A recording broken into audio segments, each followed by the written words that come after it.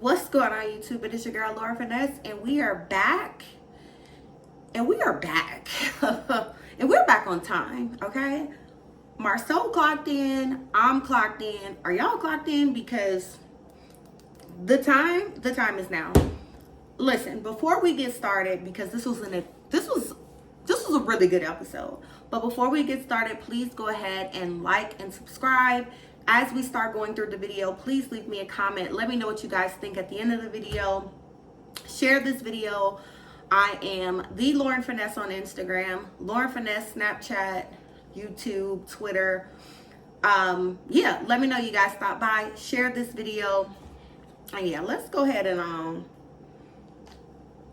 let's get started, okay? First things first, quick house cleaning items. I still got these braids in. Definitely these braids. I just did the high genie pony. One of the 10 styles I did on the braids. So if you haven't seen that video of how I style my Fulani braids, go and watch that video. Even if you don't watch the whole video, go and like that video. Leave a comment for that video. Let's just get the algorithming. That's a word? It's not a word. But listen. This was such a good episode this week. This is Love and Marriage Huntsville, Season 8, Episode 11, Nail Raiser. There's a lot. There was a lot that happened in this episode. Let's just take it piece by piece, because it was a lot. First things first, the first scene we get, Nail and the kids continue from last week, and they're like, Mom, you need therapy. You need to talk to someone. Blah, blah, blah. We'll get there. The first scene, the real first scene was Marcel and Trisha's husband, okay, because he's not her ex-husband. They are not divorced. Trisha's husband, Marquez. First of all, why does everyone on this show and everyone in Huntsville names start with the letter M? Marquez, Martel, what's his brother name? Marquez, Martez, Martel, Marceau, Maurice, Malcolm, Marlene, Melody. It's too many M names. It's just, do y'all know any other letter other than M? Probably not. Okay. So it's Trisha's husband. He pulls up to Black and he's going to have a drink with Marcel. Now, they all know each other, right? They all know each other. Everybody's from Huntsville. Everybody went to school together. Everybody grew up together, right? They know each other. The only thing is, Marceau is in our face playing like he don't know that this man is married to Trisha. He's acting like, oh, I didn't know you were married to Trisha. I know y'all knew each other, but I didn't know you guys got married, because Marceau knows Marquez from the movie theater. He was his manager at one point.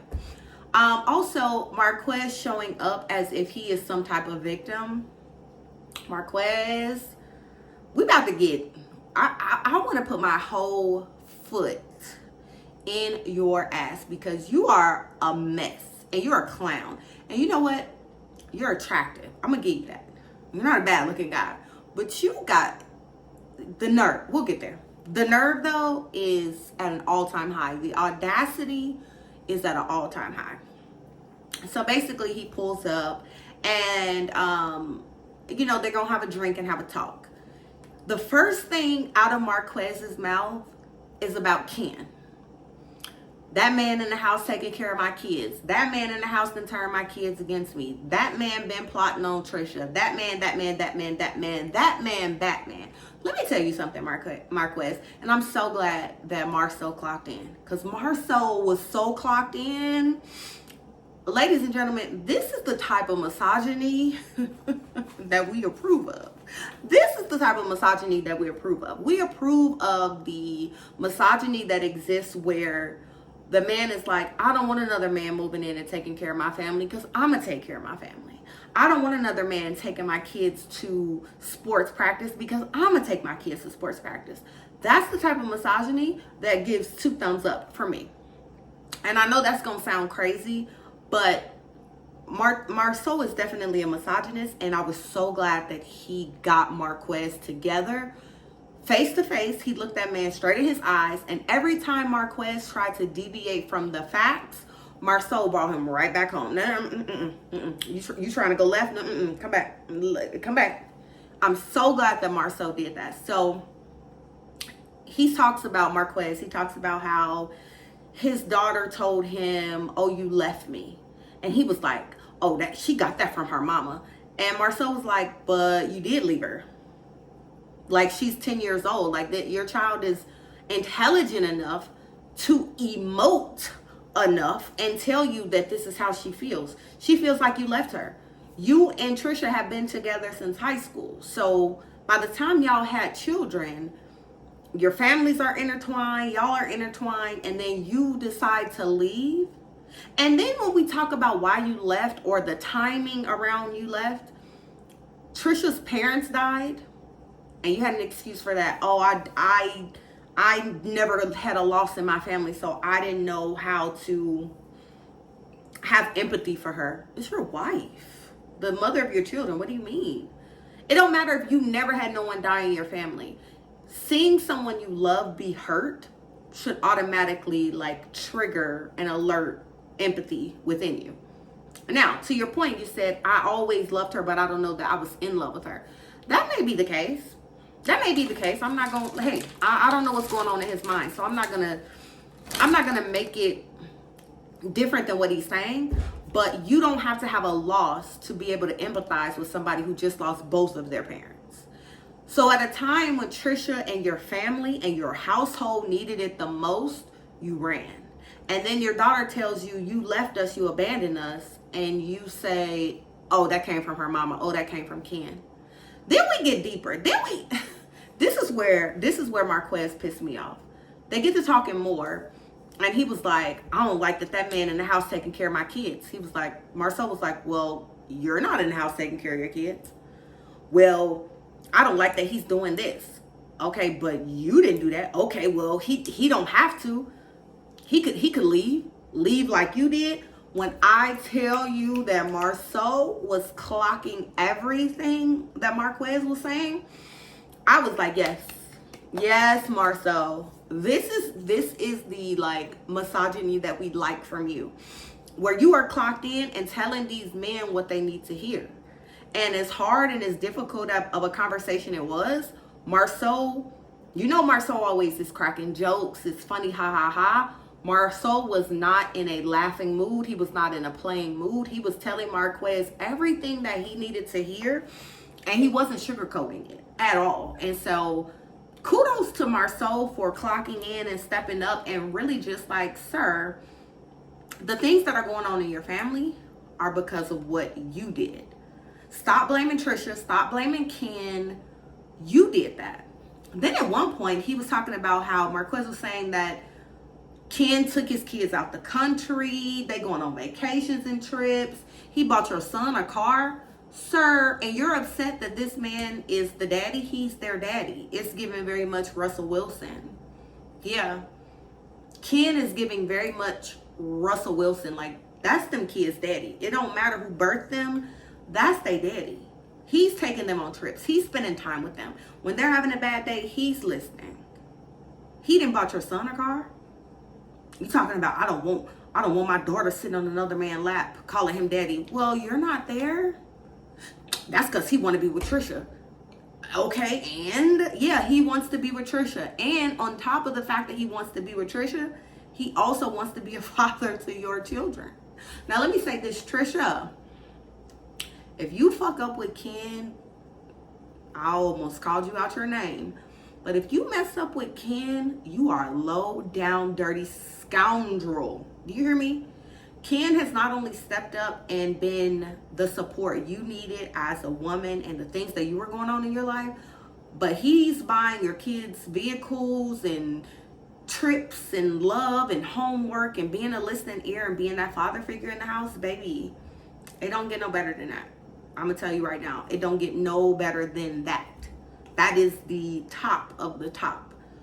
Don't mess this up, Trisha. Trisha, and the frog in your throat between the two of y'all, please don't mess this up.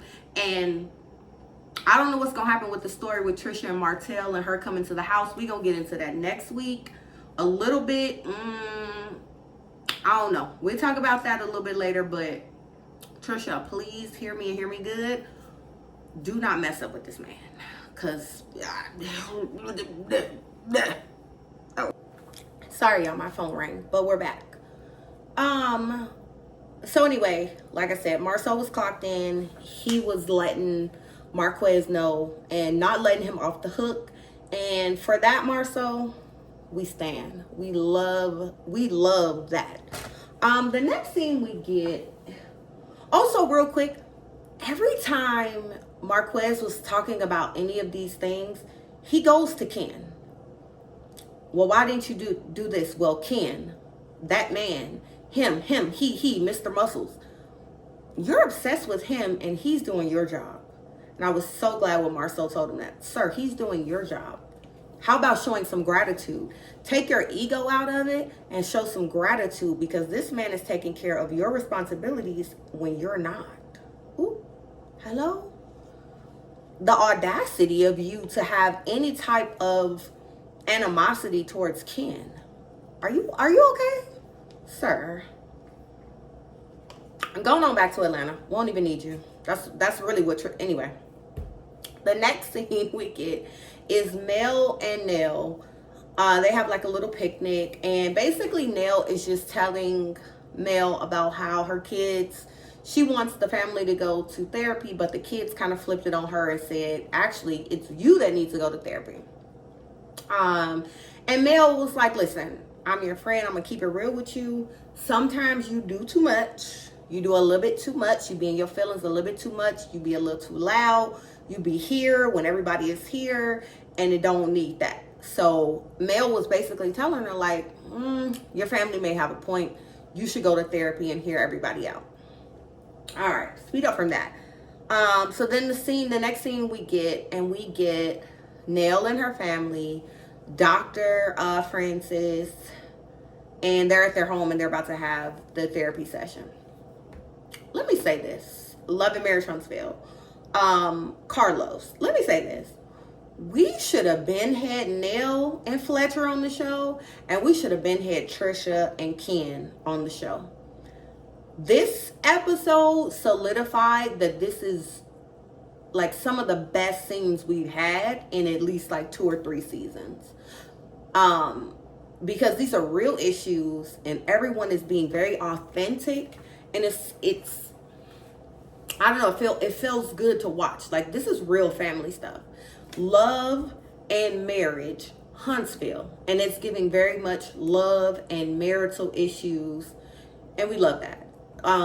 Tiffany and Lou, what a waste of time. What a waste of time having Tiffany come on and be a shit starter just to not be able to take the heat and then want to leave the show. Girl, Carlos, we should have been had Nell and them on the show as regular cast members, and we should have been somehow brought Trisha in. Even Moses and Sonny. There were so many other people besides Tiffany and Lou that we could have had. But we won't listen. But we got them now. We got them now. So we won't complain. Hold on, y'all.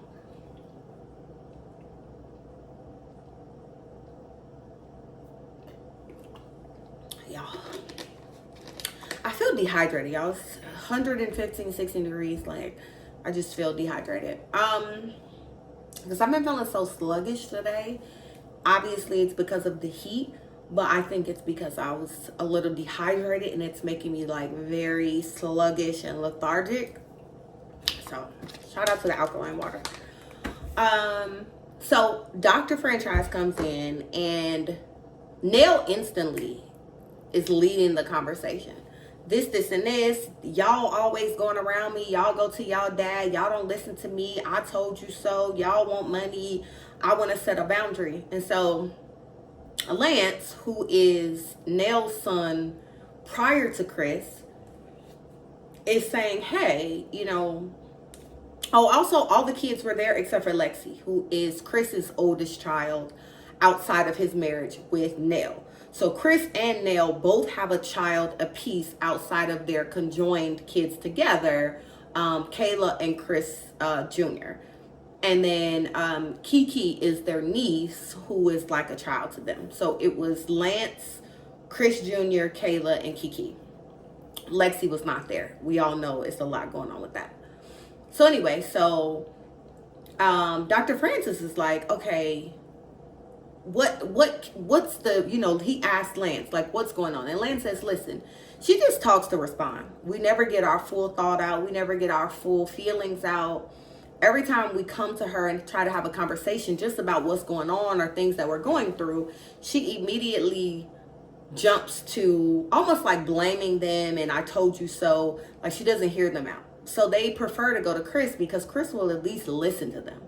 Now, whether or not they're going to, they'll help them, that's sort of part two. But the kids really, they just want to be heard. And Nell, I could see that Nell absolutely, I think it comes from some frustration.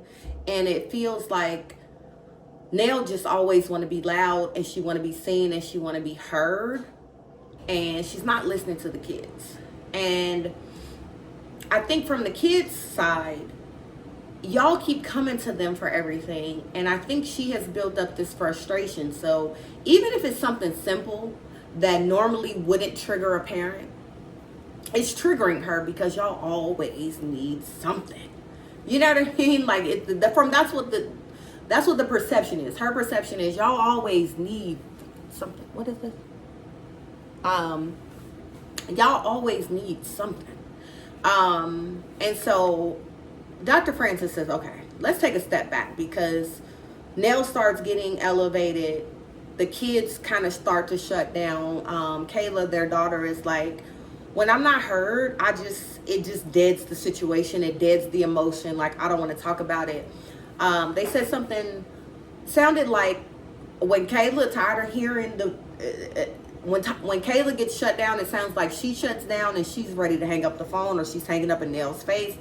Did y'all get that? That's what I was catching, is that when Kayla not feeling it and things start to go left, it sounds like she gets quiet and is hanging up the phone on Nell. Now, let me say this, Kayla.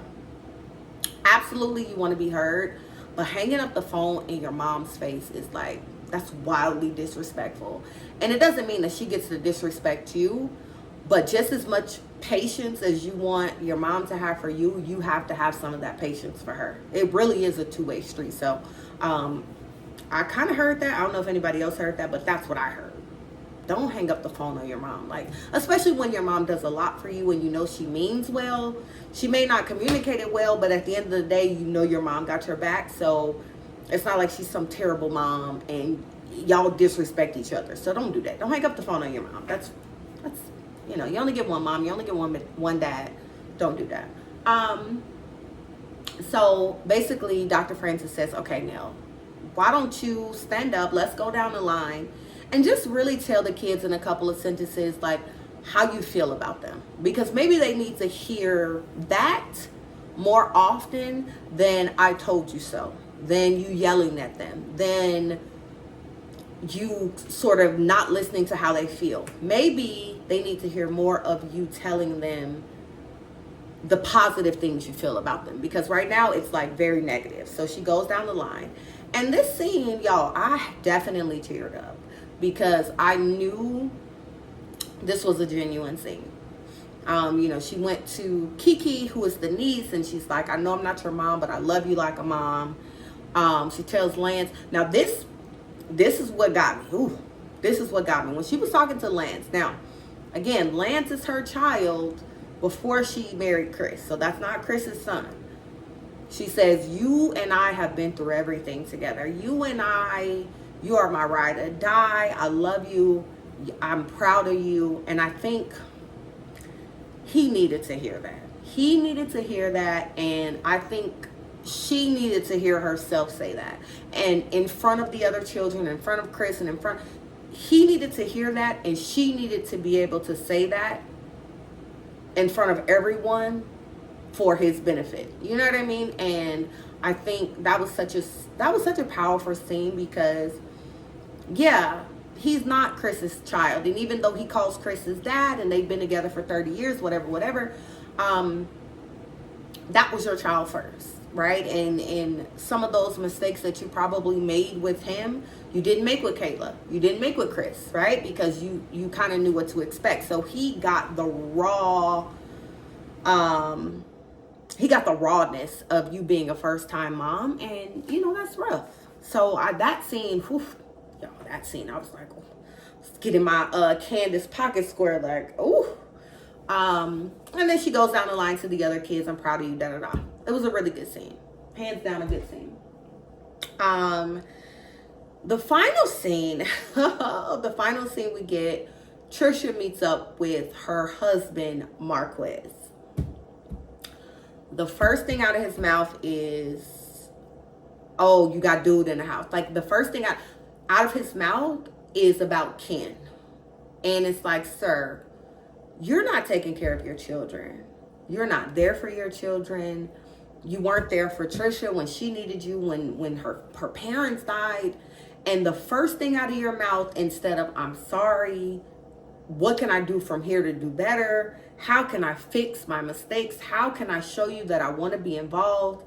You go straight to Ken. Sir, Ken is not the issue. Because if Ken wasn't there, your kids would be in a worse position. Trisha would be in a worse position. Like, really, like what Marcel told him in the beginning of the episode, you need to show a little appreciation for Ken, because the things that he's doing in that household, he's doing your job in that household. So why don't you take a step back and say thank you to Ken? Acknowledge what Ken is doing in your household, because you're not. And I think for whatever reason, Mr. Marquez is missing that. And then he says, oh, he been wanting you, Mr. Muscles. It's like, you're so, like, I need to have the words. Marquez needs help, because your only concern should be your children. You say you don't want to be with Trisha no more, and that you want to do better and you want to step up, then start with that.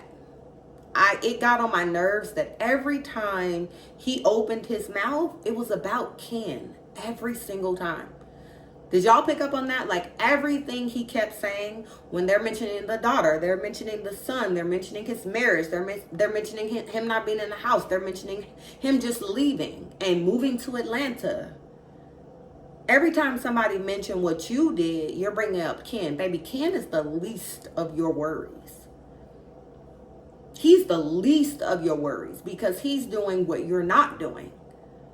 So to constantly bring him up as if he's an issue is crazy. Even if you thought that they were doing something before you left the household, which Trisha said. She said, you're saying it is, you're trying to make it seem like me and Ken were doing something wrong before you left, and that's just not the case.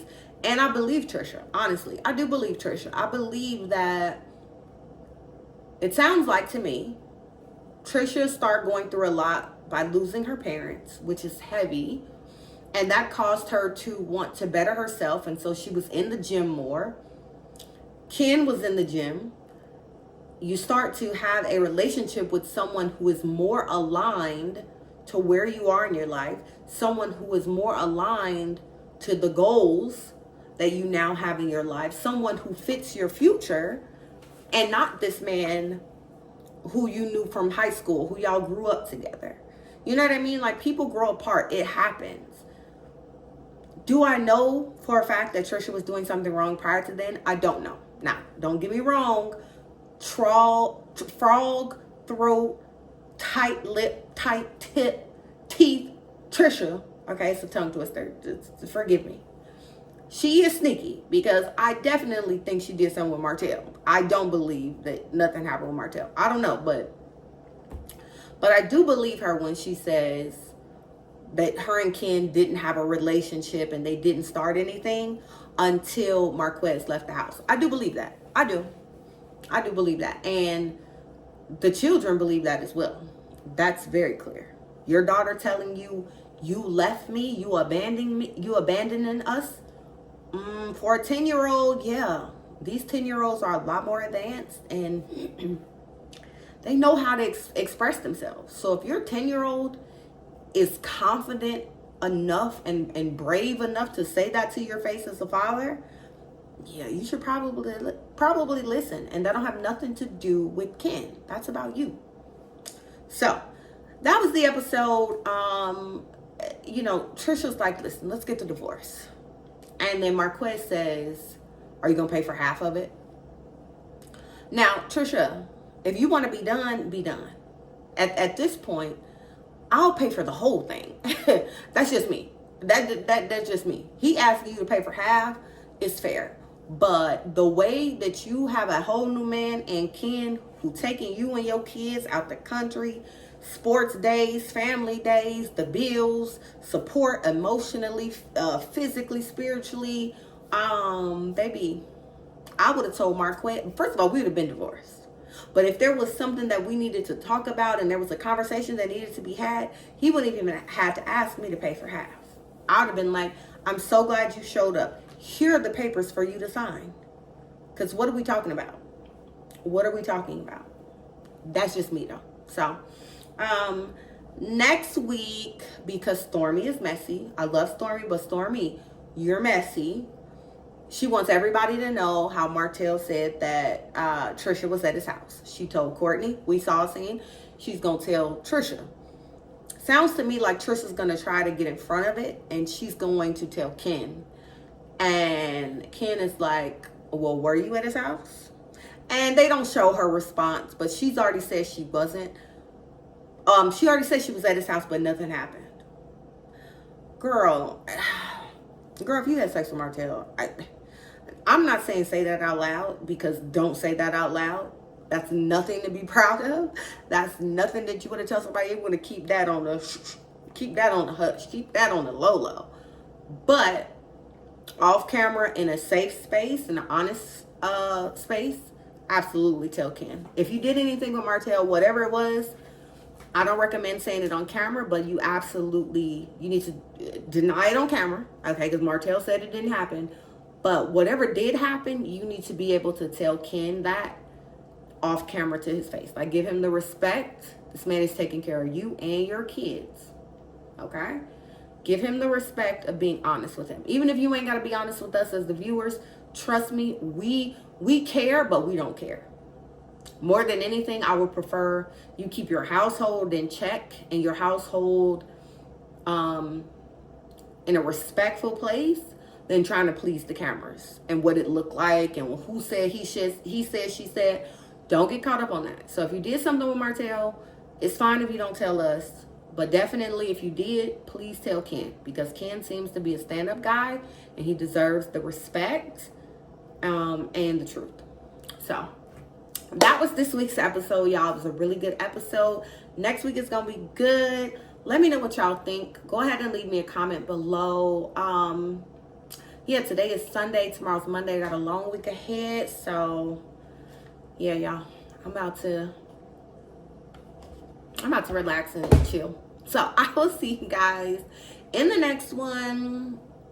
It might be a hair video because I am going to take these braids out probably this week, Wednesday, Thursday. We'll see. But anyway, I'll see you guys in the next one. So, bye-bye.